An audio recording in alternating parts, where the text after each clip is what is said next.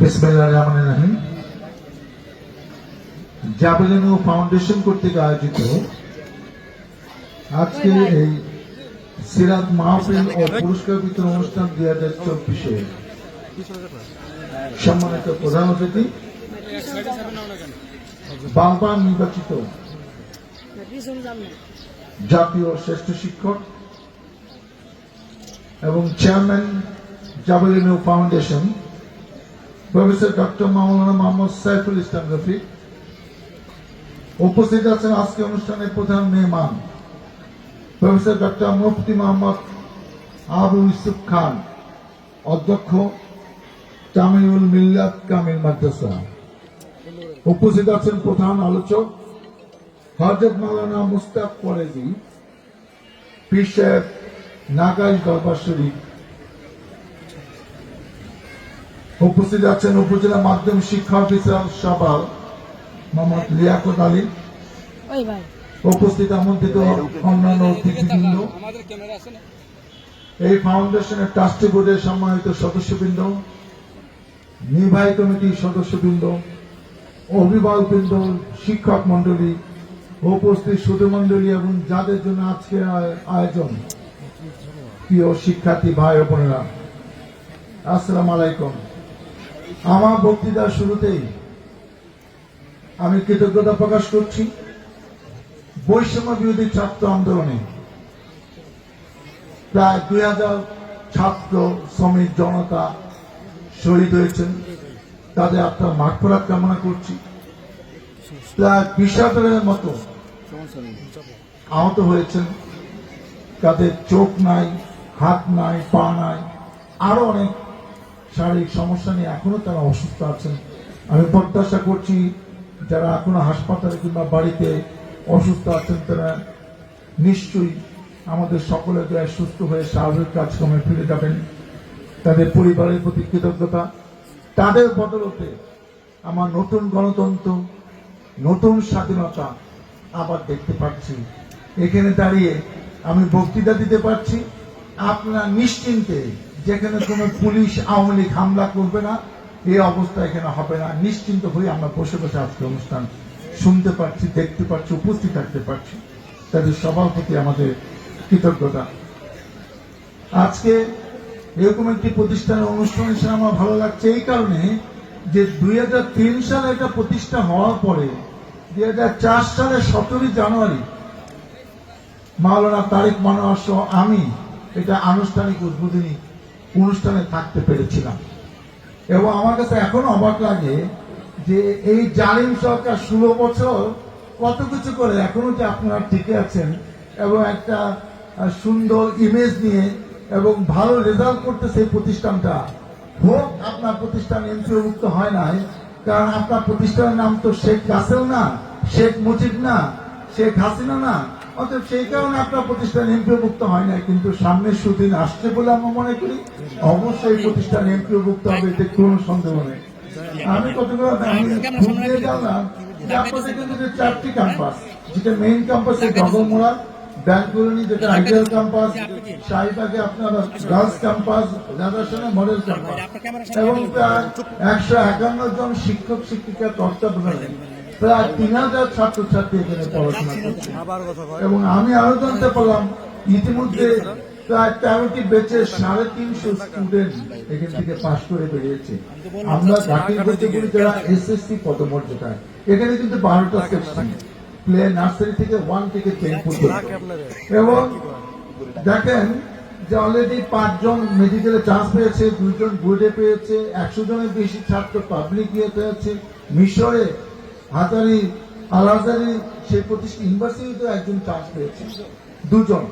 তো এরকম একটি প্রতিষ্ঠান সুনামের সাথে আমার সাভারে কাজ করছে এবং যেসব অভিভাবকরা এখানে তাদের সন্তানকে পাঠিয়েছেন, আমি মনে করি তারা যথাযথ সিদ্ধান্ত নিয়েছেন, তারা জেনে শুনে পাঠিয়েছেন এবং তারা যে উদ্দেশ্য নিয়ে পাঠিয়েছেন আমি মনে করি তাদের উদ্দেশ্য 100% সফল। একটি ভালো প্রতিষ্ঠান, যদিও 2018 সালে এটা ফাউন্ডেশন হয়েছে, কারণ ফাউন্ডেশনে কিছু সুবিধা আছে, তা না হলে আবার এটা অন্যরকম ঝামেলা হতে পারত।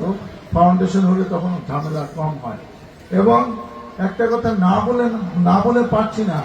দেখেন, আওয়ামী লীগে আমাদের একটা ক্ষতি করে গেছে। আমাদের আজকে অনেকে ভালো ভালো প্রতিষ্ঠান থেকে অনার্স মাস্টার ডিগ্রি পাশ করেছে, অনেকে ডাক্তার হয়েছে। যখনই আওয়ামী লীগের সংগঠনের সাথে জড়িত হয়েছে, তার বিবেকটা নষ্ট হয়ে গেছে। বিবেকটা কখন জাগ্রত থাকে?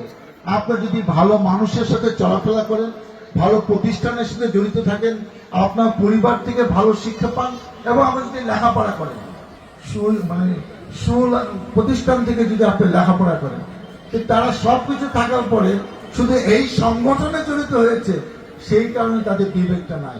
এত মানুষ মেরেছে, এত অত্যাচার করেছে, জুলুম করেছে, 8 বছর 10 বছর ধরে গুম করেছে, কাউকে মেরে ফেলছে, কাউকে আয়না করে রেখে দিয়েছে। আপনি একটা চিন্তা করেন, একটা সন্তান মারা গেছে, তার লাশ সন্তান পাবে না। এই সাভারে শুধু 5 তারিখে 100 বেশি ছাত্র জনতা শ্রমিক নিহত হয়েছে। শেখ হাসিনা পালিয়ে ভারতে চলে গেছে, তারপরে 2 থানা আক্রমণ করতে গিয়ে সেখানে 100 বেশি ছাত্র জনতা শ্রমিক মারা গেছে। এবং আমাদের কাছে কষ্ট লাগে, একজন পুলিশ কর্মকর্তা ঢাকা ইউনিভার্সিটি থেকে মাস্টার ডিগ্রি পাশ করে পুলিশ ডিপার্টমেন্টে জয়েন করেছে। সে শেখ হাসিনা কাছে হইতে গিয়া যাতে অযৌক্তিক ভাবে বারবার প্রমোশন করে একদম সুউচ্চ আসনে যেতে পারে, তার নির্দেশে অনেক ছাত্র তো মারা গেছে, সেটা আমরা নাই বললাম। 6 জন ছাত্র তার নির্দেশে গুলি করে হত্যা করার পর তাদেরকে ভ্যান গাড়িতে শোয়ানো হয়েছে, পেট্রোল ঢেলে আগুন জ্বালিয়ে দেওয়া হয়েছে। যদিও সে গ্রেপ্তার হয়েছে, সে কেমন মানসিকতা? আপনি সর্বোচ্চ বিদ্যাপীঠ ঢাকা ইউনিভার্সিটি থেকে পাশ করে আপনি এই শিক্ষা নিয়ে বেরিয়েছেন, আজকে এই ইউনিভার্সিটিকে আপনাকে একটা কলঙ্কের অধ্যায় বলে আজকে জাতি মনে করবে? তা মনে করবে না। কলঙ্ক হয়েছে আপনার শিক্ষা, আপনার পরিবার, আপনি যে সংগঠনে যে ডিপার্টমেন্টে আপনি চাকরি করেছেন তাদের কলঙ্ক হয়েছে। ওই ইউনিভার্সিটি কিছুই আসে যায় না। অতএব আওয়ামী লীগ কিন্তু সারা দেশে যারা এখনো তাদের সমর্থক, কোনো ভালো মানুষ এই সংগঠন করে আমি বিশ্বাস করি না। আজকে তাদের বিবেকটা কোথায়? এখনো তারা বলে যে তাদের নাকি নাকি এই চলে আসবে এই মাসের শেষে, সামনের মাসের শুরুতে, মাঝামাঝি। শুনেন, আমরাও 15-16-17 বছর এরকম স্বপ্ন দেখতাম। স্বপ্ন সবার বাস্তবায়ন হয় না।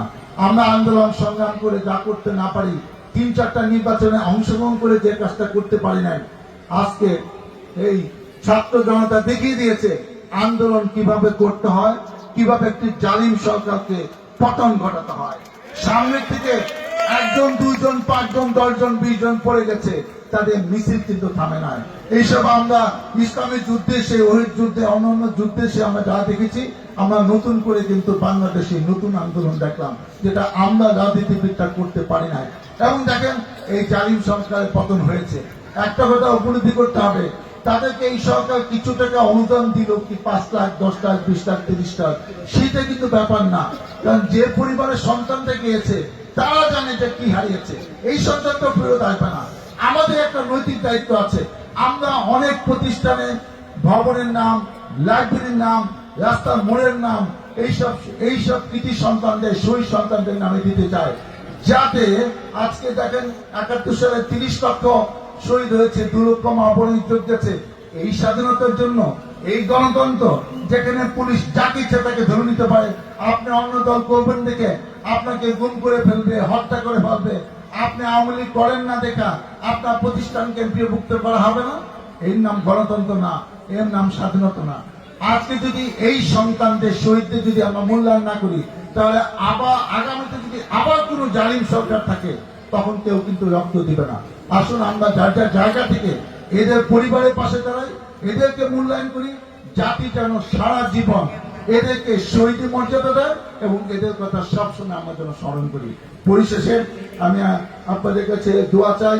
আমার নামে এখনো 53টি মামলা, আমি 3বার জেল কেটেছি, আরো অনেক কাহিনী, সব কথা বলার জন্য তো এখানে আসি নাই, যাতে অন্তত যখনই মারা যায় এই মামলা নিয়ে যেন আমার কবরে যেতে না হয়।